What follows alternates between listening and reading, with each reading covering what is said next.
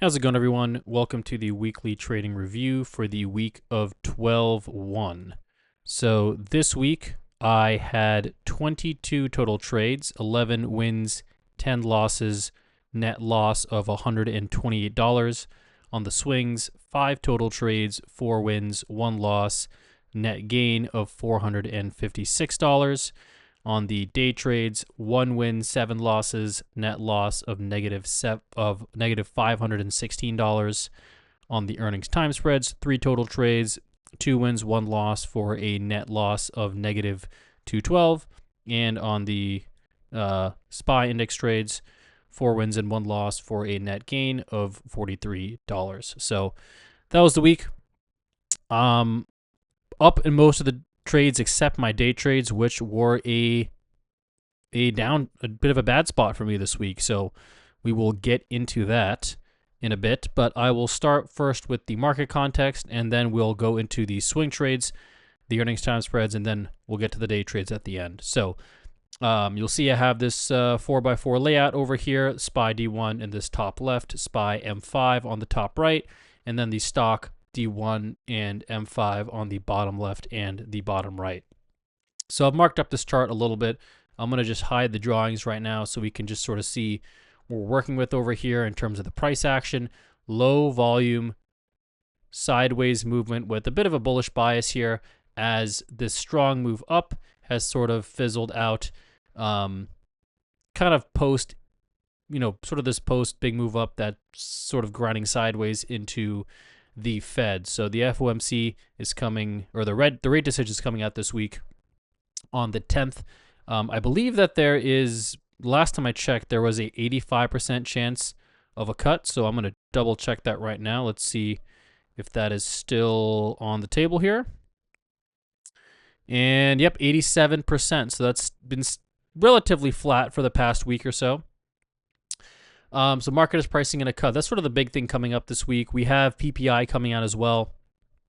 That's the other kind of piece of news on the table. I think CPI is going to be more important, but that is, I don't think that's coming out this week. There is also JOLTS coming out Tuesday morning, so that'll be something to keep an eye on intraday, but fairly light week. It's been sort of an interesting time for economic releases given the government shutdown, so there's been delayed releases. The nature of what releases matter has also changed. All the way back in 2022 and 2023, the CPI was a much bigger factor, and that has since gone down. The jobs was a bit of a factor as well, but that has had its moments, but ultimately not had a huge impact. Those unemployment rate releases in terms of the technical price action. So a lot of just low volume garbage, kind of choppy conditions here. I was able to take some couple of short-term swings in this level here, considering that there are strong stocks that really are kind of ignoring the market. So as long as the market is not bearish and these stocks have a lot of strong volume and strength, they are able to continue upwards. So personally right now, I am in a position where I am long, but pretty lightly long. Don't have a ton of exposure on, and just waiting to see if we get any sort of drop. Do we test perhaps this 674, 675 level that we've seen over here? That's been a pretty big line in the sand.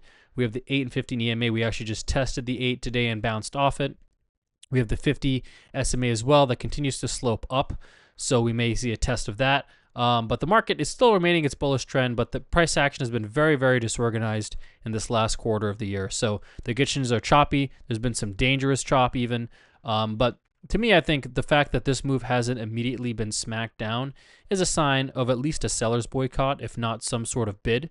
And maybe some asset managers are having a bit of a year-end rally, and we could see a break of the all-time high. So I'm right now, I think on a long-term basis, I am still mildly bullish here.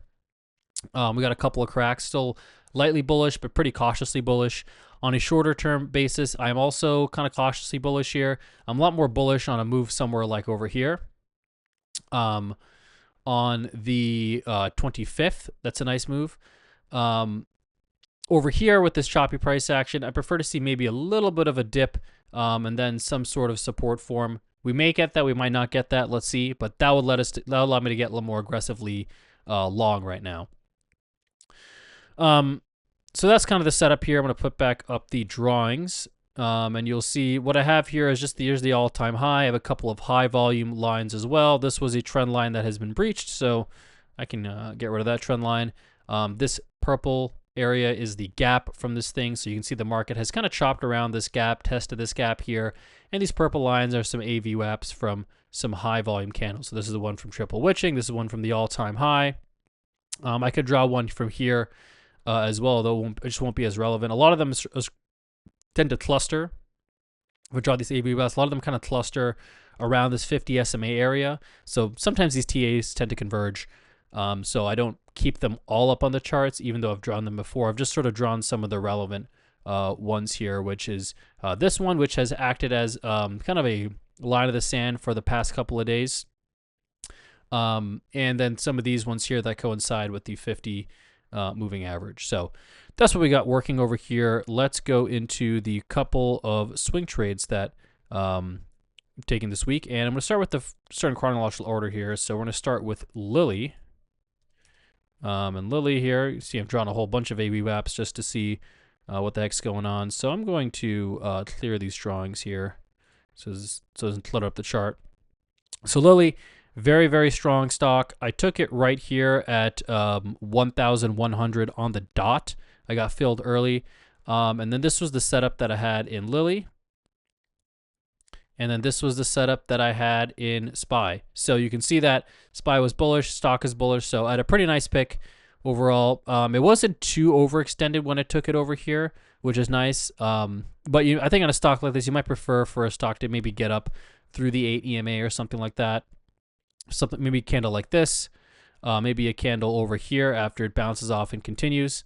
But that was Lily. So this market kind of grinded up higher, and then there was some sector rotation out of Lily and some of the healthcare stocks as well. So I was leaning on this 15 EMA. When it broke that 15 EMA on the 4th, I got out of the trade at 1011.10. So basically, I took an $89 loss on the stock. Now I sized that so for that kind of loss, so it's pretty much less than a half of a max loss over here.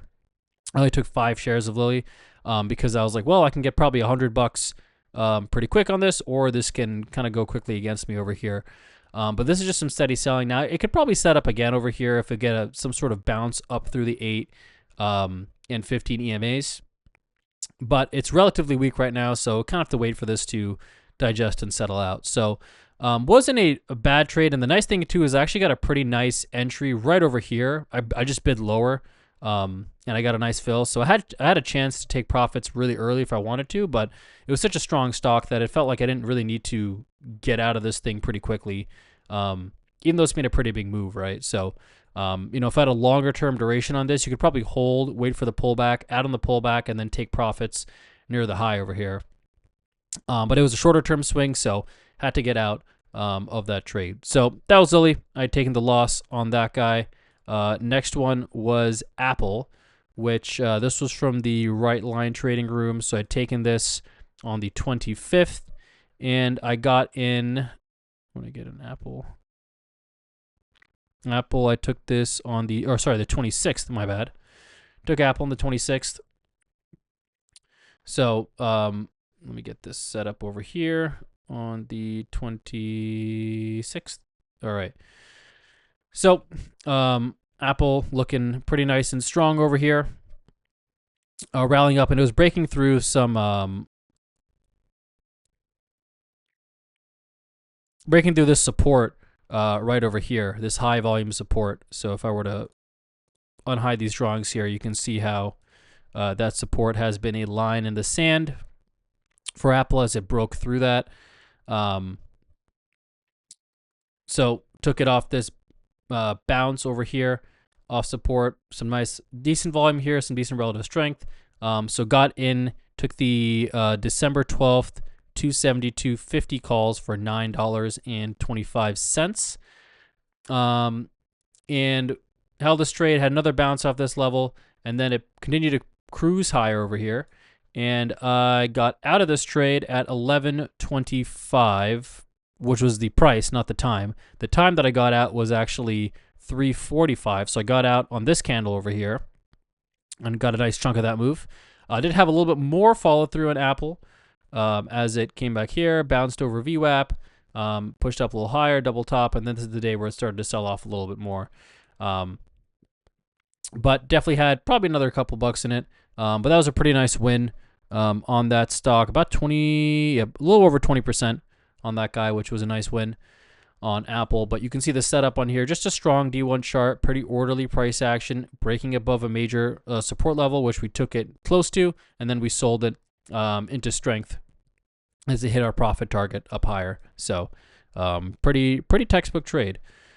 Next one that I had taken was INSM. And I'd taken this trade also on the 26th. So go over here again. Market is pretty bullish. If I look at INSM, this is a pretty grindy stock. This is a biotech stock, so I had to double check if there was any catalyst coming up that I had to be aware of. But I was in the clear for until the next earnings cycle, which is where I checked the catalyst news. And you can see how this stock, just has been grinding up through the 8 and 15 EMAs. We got to grind, test, and there's really nice entry points when we hammer off these 8 and 15 EMAs. So that is INSM. So I took it right over here on the 26th. I took the December 19th 200 calls for $12.70. And it took it close to the end of the day, I believe. Yeah, so what I looked on intraday, what I want to see is that we got this stock here, then we get a nice bounce above VWAP with some nice relative strength, confirming some strength over here in the stock, which we see here in the last bounce. So get over here, and then I get in this trade, yeah, 12.70. I bid a little bit lower, and I get filled kind of at the end of the day here. Now we get a bounce, another little quick test, and then we rally up for the rest of that day. And then ISM continues to grind pretty nicely. And I get out pretty close here around this 212 level. So I get in for 1270, and I get out on December 1st at the end of the day at 1670. So that was a pretty nice win, $400. So about a little over a 30% win. And the nice reason for that win was actually my ability to bid a little better and get a really nice entry point, which allows me to get some nicer profits and get much closer to support. So had that going in my favor on INSM. Yeah, I mean, the other thing too was that this stock has this kind of high plus trend line, right? It's in a very, very tight channel. So my goal is to enter near the 8 EMA, which is kind of near support, and take profits near the top of this channel because there's not that much room left. So ended up being a pretty good place to take profits as the stock had sold off and come back in. I think there was some weakness coming out of these biotech stocks. So got some nice timing on that, but that was pretty good on INSM. So biggest win that I had this week. Other one I had here was RVMD. I had taken it on the 2nd over here. And I took these 75 calls for $4, which I got filled. Oh, I got to actually change it. There we go. So same thing. I was kind of bidding in here. So I got filled over here. And then I saw that we got this really big drop. So I got out of the trade, and I scratched out of this trade on the same day, pretty much 20 minutes later at 4:01. Now, these option prices are very, very wide, pretty wide bid-ask spreads. It's really hard to navigate. So you got to be patient with these. And it wasn't the setup that I wanted because I liked this strength earlier in the day with the market and the stock. But you see it kind of formed this hammer, and I just wasn't really sure at this point. So I scratched out of the trade. I think the better entry was actually probably after this bounce and hold here through some relative strength. You could get in because we got a test of that 8 EMA here. We got a bounce above this prior high, and we're trying to see if we can hold this level over here. So somewhere around here, I think would be a little bit of a better entry in my opinion, because we've confirmed a little bit more strength. When it's early in the day like this, you're not quite sure what could happen. So it's better to take these in the end of the day, I find. But that I obviously cut that one short, but that one has been a pretty nice winner on the biotechs and has topped out a little bit at around 81.50. So cut that winner a little bit short, but just I got out at the right time and I could probably get back in. And I think my mistake was probably just not getting back in on this one once it confirmed. So that was RVMD, and the next one I took over here was FTI. I took this on the 2nd, which was here. Again, you can see this is a very, very nice grindy stock, just churning up higher.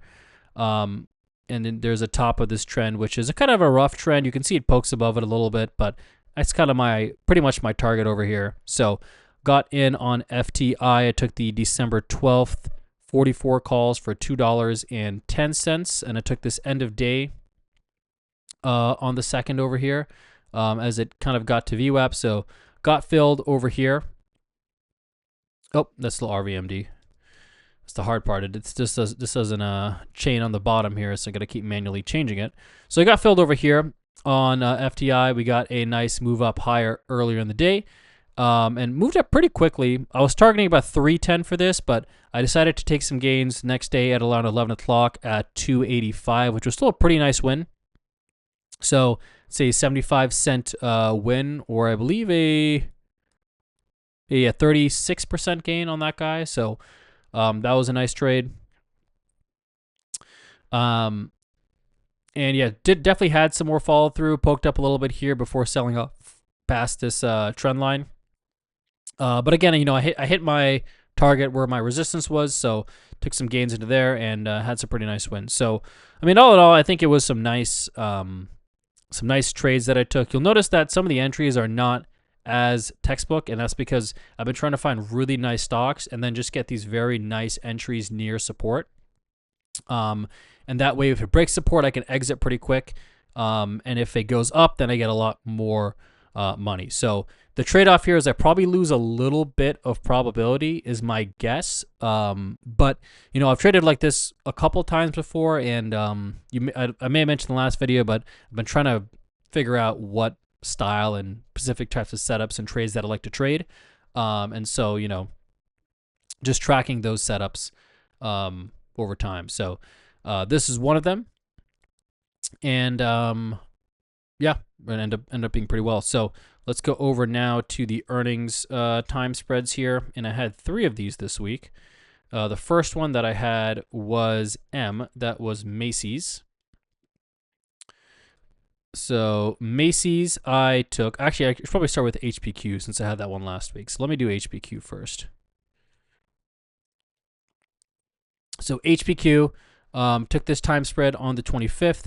On the 26th, the short calls expired, so I just had the $25 long calls. Now, it didn't quite get filled. I had a chance to maybe like take a scratch if I wanted to, but still holding on to HPQ. And then on the 28th, we did get a decent move up higher, and I got out of HPQ at 16 cents for I think a 2 cent gain overall. So about a 15% gain overall. Ended up actually being a 100% winner if you had held it. If I'd held it probably a couple more minutes, which is tough, but happens. And yeah, these calls actually ended up being really nice for the rest of this week. Pretty rare situation, doesn't happen very often. But you can see that those $25 calls ended up finishing the week pretty strong at around $26. So that would have been way more. You could probably get a pretty massive gain on that leg out. But like I said, it's not really the earnings time spreads strategy. It's just sort of seeing like, all right, in this scenario, we flat and then we're still good, and then I'm still running the long calls. So I'm basically just taking a long position on the stock, and it happened to work out. But most of the time, you're getting out for smaller profits than that on the earnings time spread. So let's go over to Macy's and let me pull up the stats here for Macy's. So I had the 2250s. Where's the Macy's over here? Yeah. So here's the earnings over here. So this is on the 2nd. I took the 2250 calls for 13 cents. And I was trying to fill for a lot more contracts. I was going for 40 contracts, but I only got filled on 17. So that's less than 50% of my size, and I just couldn't get the fill for the rest of the day, which was unfortunate. But So it was a pretty good price. Option liquidity was 6, which was good. It exceeded earnings 13% of the time, and the IV crush was 40%, which was a 61 difference versus a 161 on the current week's at the money calls. So got this in around the middle of the day over here, and at a good to cancel order out for 17 cents. Was just waiting for that. Didn't quite get that, and then the next day I saw M was pretty much flat, so I raised my target to 18 cents, and then I got out pretty quickly on the open at 18 cents. So took a 5-cent gain per contract, which was close to a 40% gain overall. So would have been really nice if I got the full fill, but unfortunately I could not get the full fill. So that's just how it is sometimes. All right. So that was Macy, and then I'm going to take a look at KR, Kroger. So I am still in Kroger, and that's because I had taken the 67 calls for 28 cents. I'd taken 20 contracts. It exceeded earnings 20% of the time. The IV crust was 45%, and the option liquidity was 4. Took this in the middle of the day. I had an order out for 35 cents, and did not get filled. So KR had a pretty big beat to the downside. Can't really you're forced to leg out of this because those short calls expire. So now I'm just watching these long calls here, and I'm seeing if they can actually get through this high. Might happen, might not happen. We need the FOMC to push it up. They're most likely going to expire worthless, but this basically needs to have a big pop up, and usually earlier in the week before the time decay just erodes those calls over here. So KR is most likely dead, but that is the setup that I have. Next one over here that I have is IoT. So IoT, I had taken the $40 calls for 25 cents. Took 20 contracts. The IV crush was 60%. It exceeded earnings 13% of the time, and the option liquidity was 0. So took it right here, and I was pretty happy on the open because on the open I was like, all right, well, it barely gapped up, didn't do anything, so this is sweet. I moved my order from 35 cents to 40 cents, got no dice, and then this massive long green candle, $3 candle all the way to the high over here. And then I was like, yeah, this is over. Unless it gets reversed quickly, there's no way in hell that this is going to get filled. So waiting on this, and unfortunately this is a beat to the upside, so there's no chance for me to like hold those short calls and just ride the long calls because my short calls are going to get exercised. So I'm just looking for a place to get out. And then in the middle of the day, I kind of saw the spreads get up to like 20 cents, and the spreads are pretty wide. They're not great. So I tried to get out for 15 cents. Then I actually ended up getting out for 10 cents. So it took a 15-cent loss or 60% loss on this, which obviously a loss is a loss, so you'd want to get the win. But it's way better than having to close this entire spread down for a max loss. So glad to glad I was able to. I can't talk.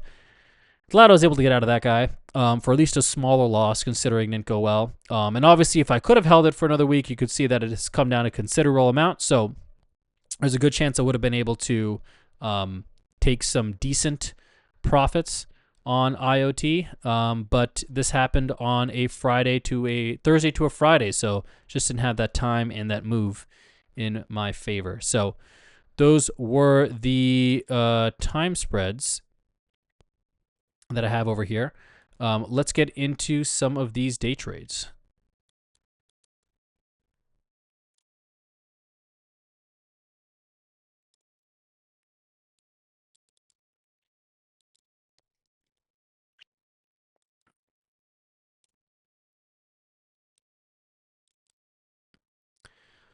Okay, so we are going to start with DVN. All right, so DVN took this on the 1st.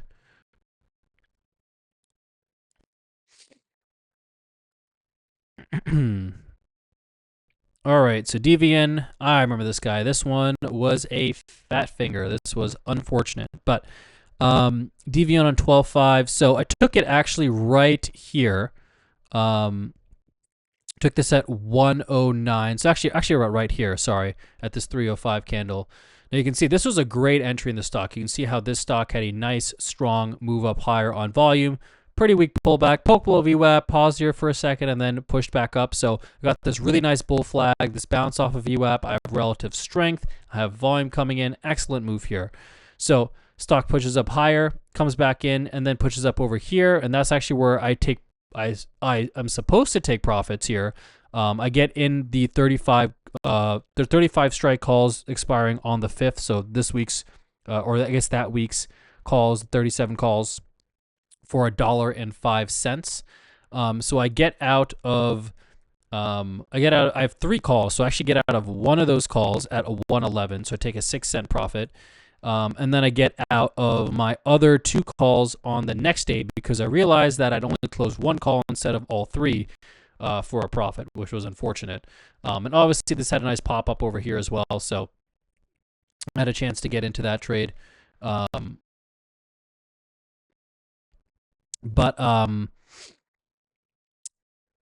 Yeah, so that was a unfortunate trade, and I think it's because I believe my OSP had crashed, and then instead of restarting, I did restart it, but I saw if I could trade options through my trading view panel, which I can.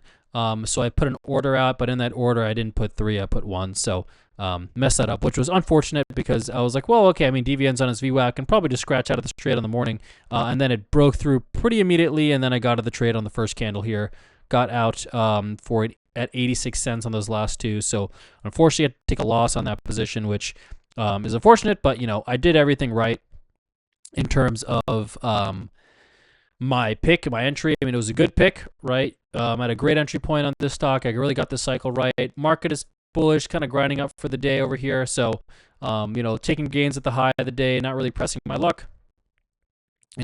Pretty much all the textbook stuff on DVN. So that was the only trade I took on the first. Next one I had was MOS, which I took on the second. So here is MOS. Let's take a look at the market on the second. You can see market very flat, doji day, awful garbage trading conditions. So MOS, I took this at, that's still DVN. I've done it again. And that's OS. Let's get MOS. Here we go. Okay, so took MOS over here, and I took the 12.19.25 puts for $1.38. And let me actually go to this because this is actually a trade that I averaged with over here.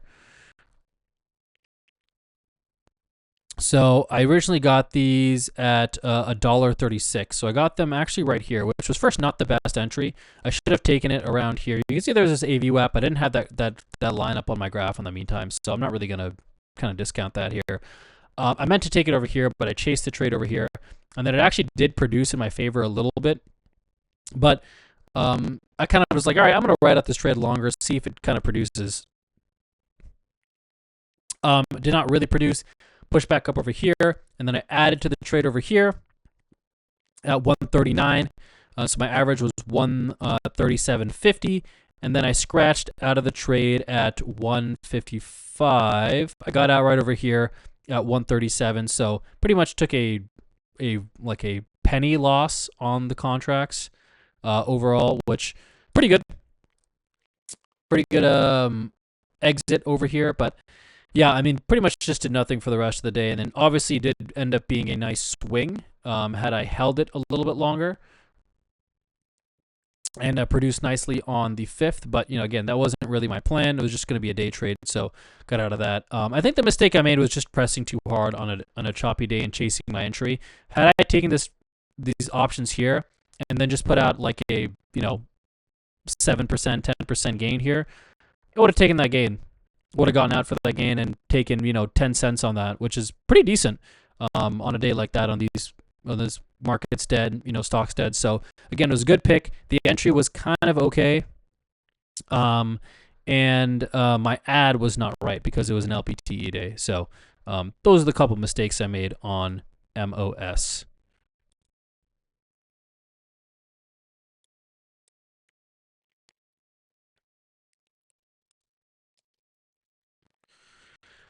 Okay, next trade I took on the second was INTC. So let's get this up. Okay, so INTC, I got in over here. I took the 42 December 12th, the December 5th, 42 calls for $1.73. I kind of chased on this candle a little bit. I meant to get it in on this candle. I did not get it on this candle, so I had to get out, unfortunately. Interesting.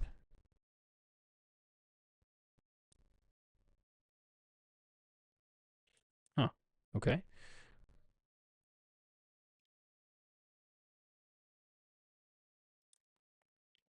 Sorry, my indicators are not coming up, so sorry about that. There we go.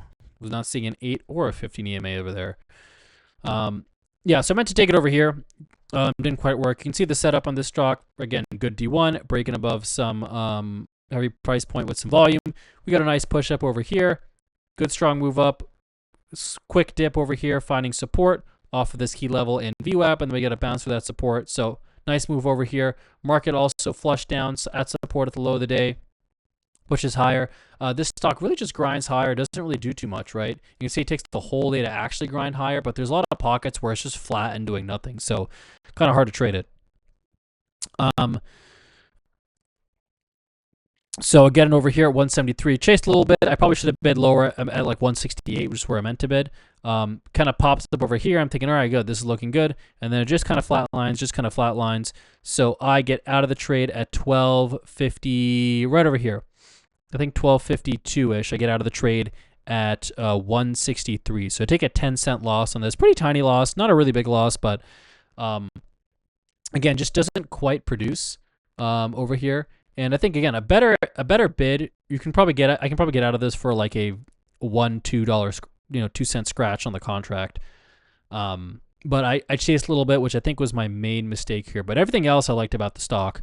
So I think it was again a great pick. Just gotta make sure I really nail in that entry on INTC. So those are two picks you can see on that day where I just didn't quite get the entry very well. Here's Netflix. Took this one on the 3rd. And I actually had a pretty nice entry on Netflix. You can see that this stock, again, moving it down pretty quickly here. There's some news. It's on some support on this high volume low, which is no longer here for some reason. So I'm going to put it back up here for the sake of the chart. Yeah, so we had some support there on that high volume low. And then you can see that we came back, we tested it. And over here is actually where I went short Netflix. I took the December 5th, 104 puts for $1.80. Push back, and then we had a nice flush through here, and I'm thinking, great. Okay, now we're going to wait for this stock to kind of push through and test low of the day. Nope. Pretty much just did nothing, right? Just kind of compress. And then I got out of this stock over here at the 1230 candle. The 1225 candle over here. So I got out for $1.35. I added $1.35, so 45-cent loss on those contracts as it broke through UAP. And I gave it all the chance to try to fall back through and break through. It didn't work.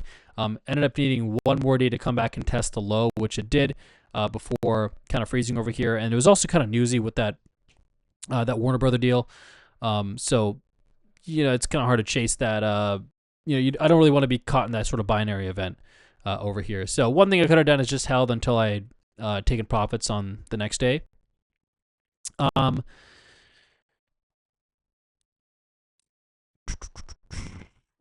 Yeah, I mean, the only other thing I think of is like, look, market was kind of bullish at the time, so Netflix was getting dragged by the market, and it was holding up pretty well, but just didn't have a chance to get back into my price really quite. I mean, I guess later in the day it did, but didn't quite get to my price over here. And also, I mean, I guess if I'd taken really quick profits, I could have taken like a quick 10% on this, but it's tough. It's tough because when you're seeing a move like this, your reaction is actually to get in the stock, not to exit the stock. So, is what it is on Netflix. So, next one on the 4th. 4th was a tough day. I'd taken 3 losses on the 4th. So, first one was COHR, Core, and I'd taken this stock right over here. Off this 1150 candle. You can see how the market, again, LPT for the day. I'm not too worried about the market as long as it doesn't, totally sell off. I figure that waiting for these strong stocks, they're bouncing off VWAP. This is looking good, and I'm looking for a little bit of follow through over here. So I take COHR over here, and I'm in the 180 calls for $5.30. Now these options are pretty wide bid-ask spreads, so it's definitely pretty tricky to navigate. But I have a pretty nice upside here. Or my upside is about 186. I'm getting in around 182.50. So I have about maybe $2 of risk over here on a breakthrough VWAP, and then I have about $4 a reward, give or take. So pretty nice risk reward on this trade and a decent setup on here. But yeah, it just didn't produce.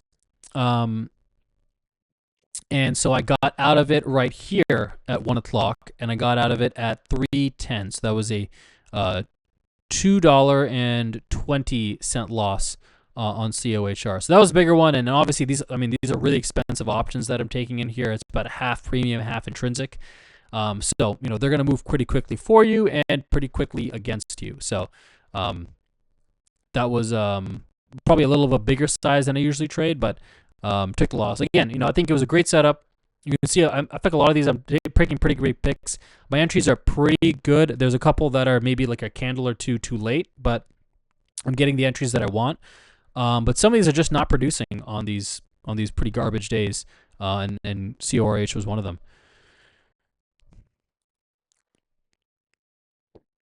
All right, and then AEO was another one. AEO. So I had taken this guy here on the 4th, and I had taken it right here at 12:30. Now you can see that this stock AEO, first of all, massive move up on earnings, just compressing for the rest of the day. So this is a pretty good setup, and I liked how it is after digesting all those gains, it was starting to break out through this high. So I got this high here,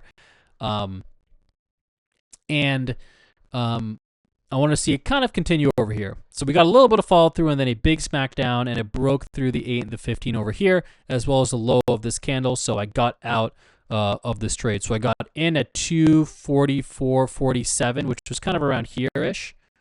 And then I got out of the trade at 240.30. So took a 17-cent loss on that trade. So not a huge loss, but yeah, definitely it didn't work immediately. And then you can see that it actually needed to bounce through VWAP and then get back up through that day. So this was a decent candle to get into, but it was tough because it's like, well, you probably go into it here, and then if it goes against you, maybe you scratch out of the trade.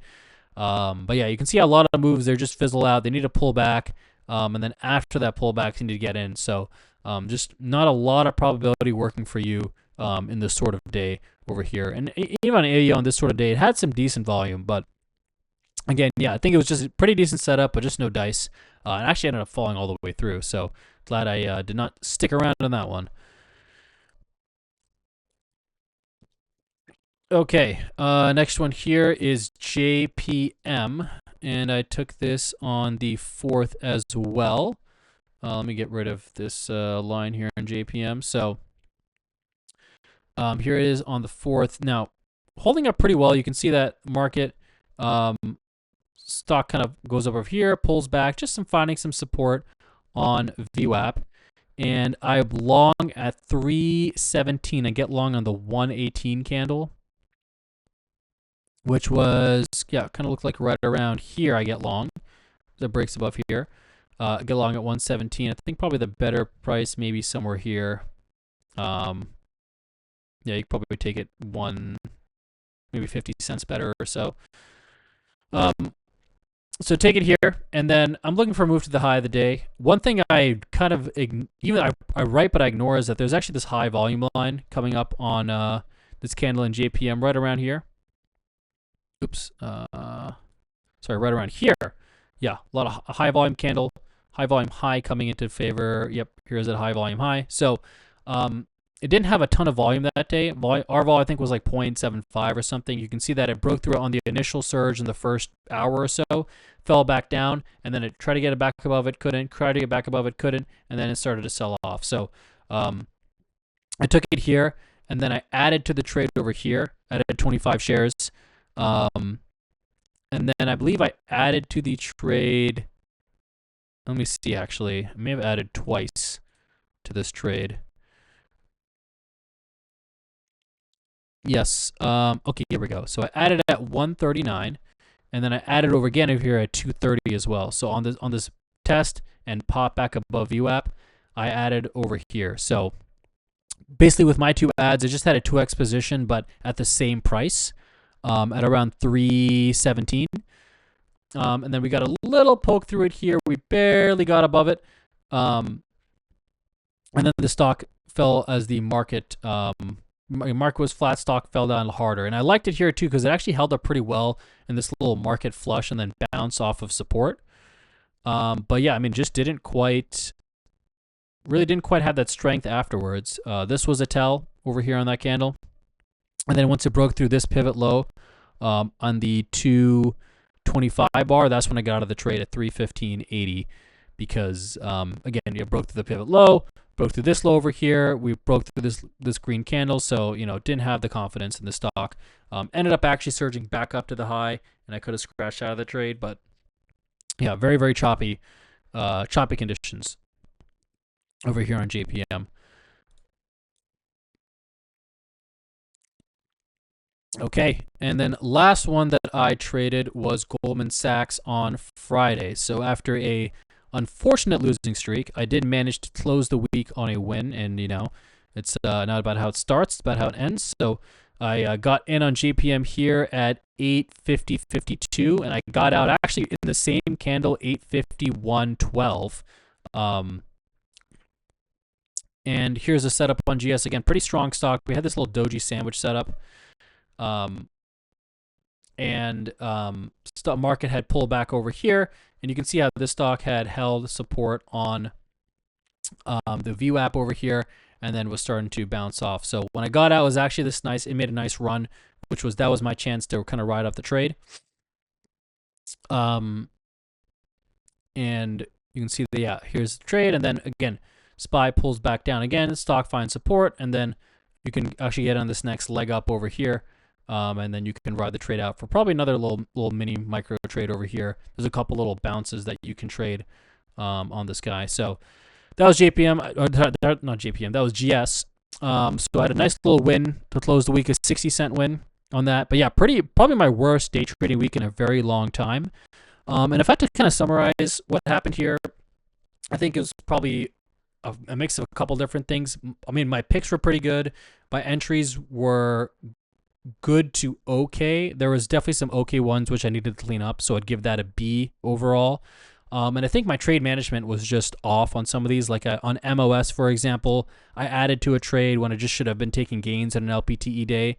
On INTC, I chased, so that was a bad entry. On Netflix, was actually not terrible, but I mean, probably if I had a hit and run strategy, I think on all of these trades, I would have won. That's pretty much my takeaway over here.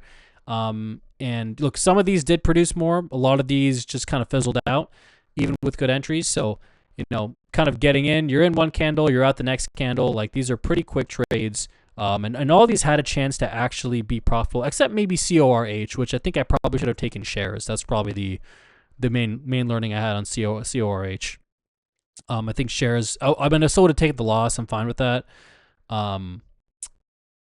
But the options, I think, made the loss probably a little bit bigger.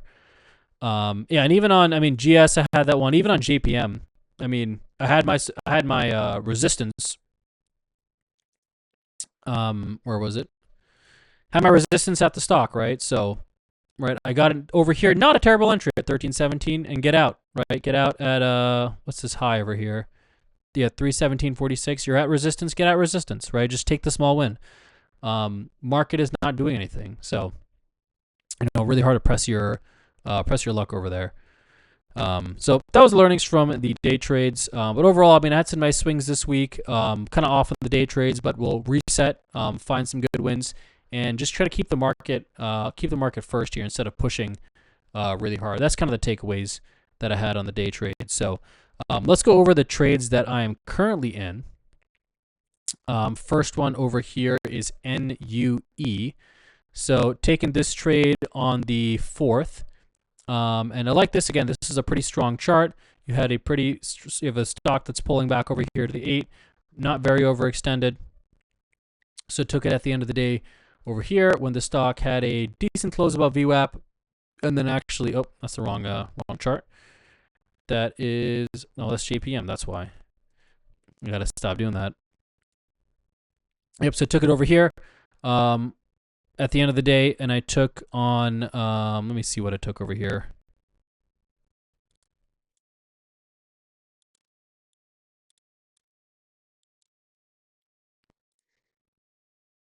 All right. Okay. I took the December 19th 160 calls for $6, which I took it over here. Definitely it fell down over here, coming back down, and the stock has pulled back to around 150, 160. So they're kind of right on the 8 and 15 EMAs. So I'm leaning on these as support. If these break, then I'm out of the trade. If they hold, then I can probably ride the trade and try to get some profits later. So I do like NUE over there. Next one that I'm in is UEC, which I had taken on Thursday, or on Friday actually. I had taken UEC. So this stock, pretty strong move off of the 100 through the 50, through all these AVWAPs that are kind of just compressing at this level and through this high minus trend line.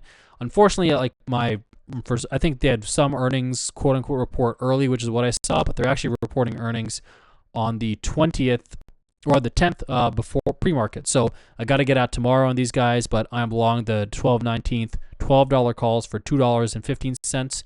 And those are just a little bit underwater right now. So I'm leaning on the 50. That was a technical setup, leaning on the 50 as well as these EMAs over here.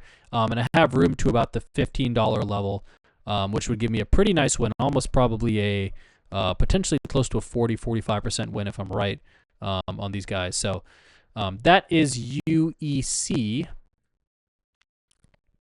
And yeah, those are the 3 trades that I am in. So, or the 2 trades I'm in. I'm in KR, and I still have Bull as a long, which I will pull up.